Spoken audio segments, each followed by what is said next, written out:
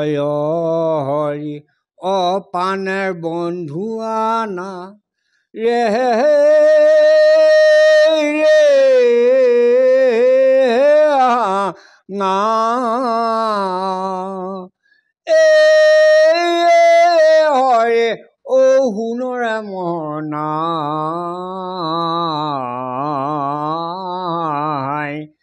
এমান সুন্দৰ কানাই কৈতো দেখা নাই অহেৰৰি তেনা থেনা টাঙা অহেৰৰি তেনা থেনা ৰে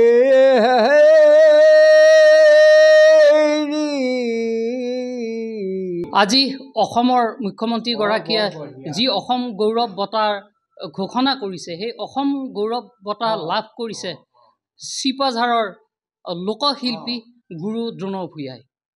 গুৰু দ্ৰোণ ভূঞালৈ আগবঢ়োৱা এই সন্মানে গোটেই দৰংবাসীকে আজি আনন্দিত কৰি তুলিছে। গুৰু দ্ৰোণ ভূঞা এগৰাকী লোকশিল্পী, দৰঙৰ শুকনানী, ওজাপালি আৰু দেওধনী নৃত্যৰ এগৰাকী আজন্ম শিল্পী। আৰু এই শিল্পীগৰাকীৰ সৈতে আমি উপস্থিত আছোঁ তেওঁৰ চিপাঝাৰৰ বাসগৃহত। যিহেতু আপোনাৰ নামটো মুখ্যমন্ত্ৰীয়ে আজি ঘোষণা কৰিছে অসম গৌৰৱ বঁটাৰ বাবে আপুনি মনোনীত হৈছে, আপুনি নিৰ্বাচিত হৈছে, কেনে লাগিছে আপোনাৰ? মোৰ অতি ভাল লাগিছে। আৰু তেওঁলোকে মোক অৰ্মিত খোৱালে। অৰ্মিত এই কাৰণত খোৱালে, যেতিয়া সাগৰ মথনতে অৰ্মিত ওলাইছিল তেতিয়া অসম চৰকাৰ সাংস্কৃতিক সঞ্চালকালয় আৰু আমাৰ যি মাননীয় মুখ্যমন্ত্ৰী আৰু আমাৰ বিজেপি চৰকাৰৰ যিখিনি আমাৰ মন্ত্ৰী MLA আদি কৰি সকলোবোৰ আছে, তেওঁলোকে মোক অৰ্মিত খোৱালে। মোক বহুত দিন জীয়াই ৰাখিব, এইটোৰ কাৰণত মই বহুত ধন্যবাদ আৰু বহুত আনন্দিত। ইয়াৰ আগত আমাৰ সকলোৰে শ্ৰদ্ধাৰ গুৰু দ্ৰোণ ভূঞাই পাইছে বিষ্ণু ৰাভা বঁটা। তেওঁ বিষ্ণু ৰাভা বঁটাৰে সন্মানিত হৈছিল আৰু ইয়াৰ আগতেও তেওঁ কেইবাবাৰো অসম চৰকাৰৰ পৰা পুৰস্কৃত হৈছে, কিয়নো তেওঁ যি শুকনানী, ওজাপালি আৰু দেওধনী নৃত্য ইয়াৰ দৰঙৰ এক আপুৰুগীয় লোককৃষ্টি। এই লোককৃষ্টিবিধক জীয়াই ৰখাত তেওঁ গৱেষণা তথা প্ৰচাৰ প্ৰসাৰত তেওঁৰ এক গুৰুত্বপূৰ্ণ ভূমিকা আছে। তেওঁ অসমৰ বাহিৰেও দিল্লী পৰ্যন্ত ভাৰতৰ বিভিন্ন ৰাজ্যত তেওঁ এই লোকশিল্পবিধ তেওঁ প্ৰচাৰ প্ৰসাৰ কৰি আহিছে আৰু ইয়াৰে স্বীকৃতিস্বৰূপে এই তেওঁ অসম গৌৰৱ বঁটা লাভ কৰিছে। অসম গৌৰৱ বঁটা অসম চৰকাৰ সাংস্কৃতিক সঞ্চালকালয়ৰ তৰফৰ পৰা আৰু যি আমাৰ মাননীয় ডক্টৰ হেমন্ত বিশ্ব শৰ্মা আছে, তেখেতৰ সন্মানৰ অৰ্থে মই গোটাই দিল্লী, মাদ্ৰাজ, কলিকতা, হায়দৰাবাদ আৰু গোৱাদমন্দি, গোৱাপানাজী, গোৱা মানে ইত্যাদি গোটেইবিলাক ভাৰতবৰ্ষৰ মানে সকলো প্ৰগ্ৰাম মই কৰি আহিছোঁ। আপুনি নেশ্যনেল স্কুল অফ ড্ৰামাটো কেইবাৰমান আমন্ত্ৰিত হৈছিল? মানে Delhi national school of drama, তাতে 26জন ল'ৰা ছোৱালী মই একমাহ থাকি মই ৱৰ্কশ্বপ দি তেওঁলোকক উত্তীৰ্ণ কৰিছোঁ। আৰু অন্য এটা প্ৰসংগলৈ আহক, আপুনি কেতিয়াৰ পৰা ওজাপালিৰ লগত জড়িত? 1970 চনৰ পৰা।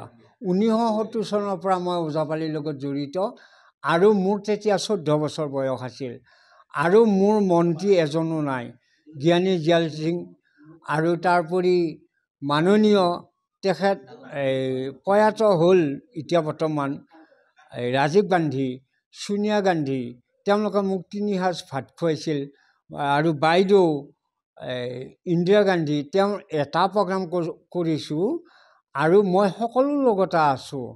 আৰু ভাৰতৰ যিবিলাক ভাৰত তথা আমাৰ অন্য প্ৰদেশলৈ মই যোৱা নাই, তথাপিতো তাৰ তললৈ নামি আহিছোঁ। আমাৰ অসমৰ যিবিলাক কাম কাজ সাংস্কৃতিক দিশত মই যি কৰিব লাগে মই তাকে কৰিছোঁ।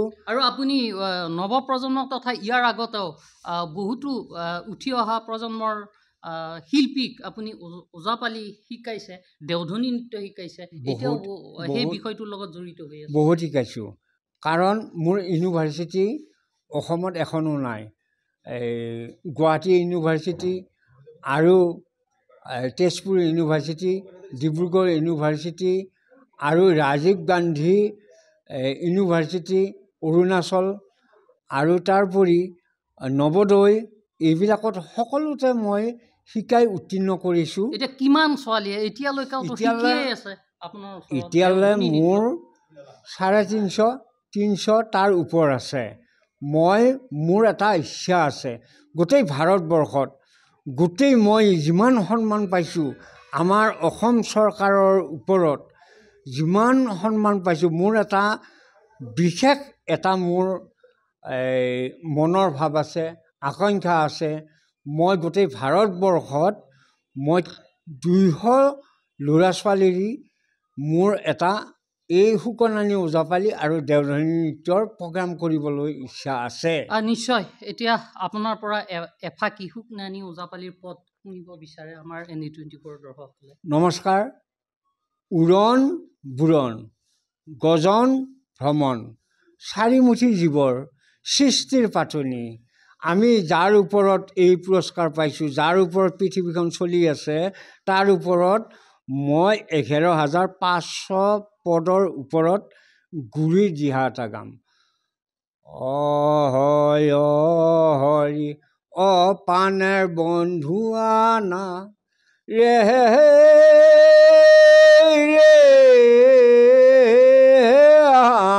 না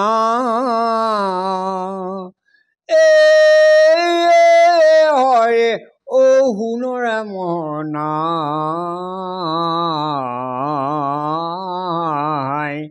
ইমান সুন্দৰ কানাই কৈতো দেখা নাই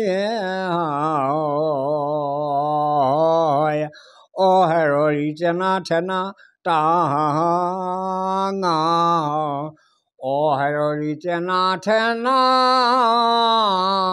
ৰে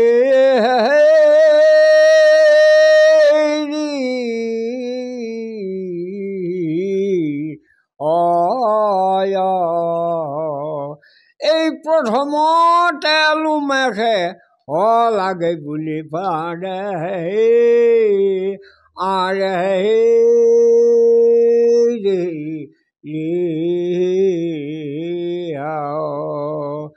এই দেৱদৈত্য প্ৰভু পক্ষী হৈলা কি পৰ কাৰে কি ৰে। ধন্যবাদ। এয়া গুৰু দ্ৰোণ ভূঞা, যিয়ে নেকি আক্ষৰিক অৰ্থত নিৰক্ষৰ, স্কুলীয়া শিক্ষাৰ কোনো সুবিধা নাপালে সৰুৰে পৰাই, তথাপিও এক কঠিন অধ্যৱসায়ৰ জৰিয়তে সুকন্নানী ওজাপালি আৰু দেওধনী নৃত্য হৃদয়ত স্থাপন কৰি আজিলৈকে এই দুবিধ কৃষ্টিক জীয়াই ৰখাত সহায় কৰিছে। নৱপ্ৰজন্মৰ মাজত জনপ্ৰিয় হ'বলৈ এই দুইবিধ কৃষ্টিকে জনপ্ৰিয় কৰি তুলিবলৈ তেওঁ অহোপুৰুষাৰ্থ কৰি আহিছে। তাৰেই সুফল হিচাপে আজি অসম গৌৰৱ বঁটা লাভ কৰিবলৈ সক্ষম হোৱাটো গোটেই সমগ্ৰ চিপাঝাৰেই নহয়, দৰংবাসীৰ বাবে এক গৌৰৱৰ বিষয়।